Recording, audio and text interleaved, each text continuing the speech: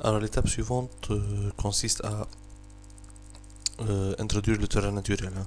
Donc nous avons, je rappelle, nous avons saisi l'action plan, bien choisi l'action plan au niveau de AutoCAD avec des éléments droits et des cercles. Nous avons vu comment on introduit l'action plan sur le logiciel piste dans le module DAP.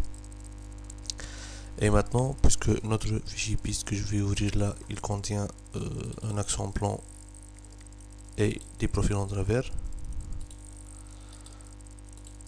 on peut donc lui intégrer le terrain naturel et ainsi obtenir le profil en long terrain naturel qui va servir pour le calage de la ligne rouge ou bien du profil en long projet.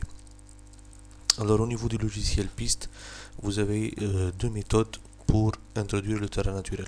Il y a une méthode qui est très connue par les utilisateurs, d'ailleurs c'est la plus utilisée, c'est l'import d'un fichier en XYZ tel que le fichier que je vous ai montré dès le début.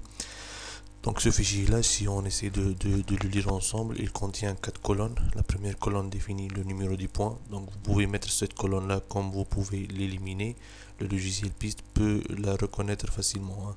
Donc la deuxième colonne ici c'est le X, la troisième colonne c'est le Y et la quatrième colonne c'est le Z ou bien l'altitude de chaque point. Donc les utilisateurs connaissent généralement la méthode pour importer ce fichier texte là, mais ne connaissent pas l'autre méthode qui consiste à importer un levé par profil. Alors c'est quoi un levé par profil?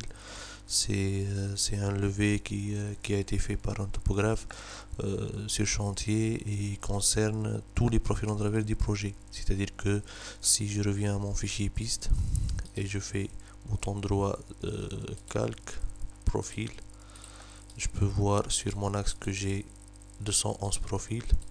Et donc je peux demander au topographe de me faire un levé ou bien en XYZ, c'est-à-dire qu'il va faire un balayage du terrain naturel avec sa station totale et son prisme et me donner un modèle numérique en XYZ que je vais interpoler et à partir duquel je vais obtenir le profil en terrain naturel. Ou bien il peut faire quelque chose de plus profil.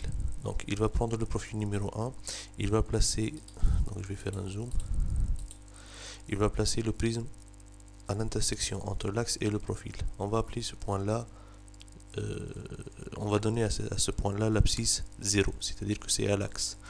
Il va prendre la cote de ce point.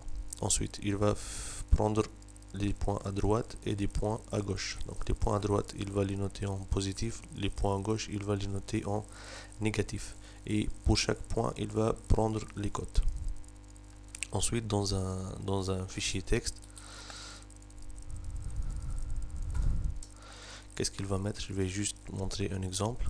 Il va par exemple mettre le profil numéro 1, l'abscisse curviligne c'est 0. Ensuite, à moins 20 mètres, par exemple, j'ai la cote 98-97. À moins 15, 78. 98.87. À moins 10 mètres, 57. J'ai un 98-50. À moins 5,02.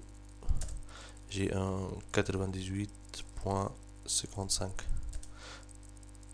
Au niveau du point 0, c'est-à-dire au niveau de l'axe, j'ai 98.60. Plus 5.04, j'ai par exemple 98.55. À 10 mètres, 85, j'ai par exemple 98.67.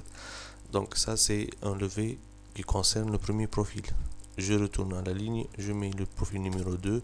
Alors j'ai fait une tabulation tous les 25 mètres. Le topographe va prendre le deuxième profil et il va refaire le même travail à moins 21, 84. J'ai la cote 98, 95 et ainsi de suite. Donc pour chaque profil, il va me donner les points en tant que distance et cote par rapport à l'axe.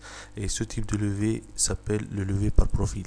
Donc vous comprenez que le topographe ne pourra faire ce type de levé que lorsque l'axe en plan a été défini et qu'il a entre ses mains le tableau qui contient les XY de chaque profil. Donc l'opération sur chantier consiste à faire une implantation des profils en travers, c'est-à-dire qu'on va les matérialiser sur le terrain naturel en XY. Ensuite on va faire un levé. La deuxième étape, ça sera le levé, c'est-à-dire prendre les points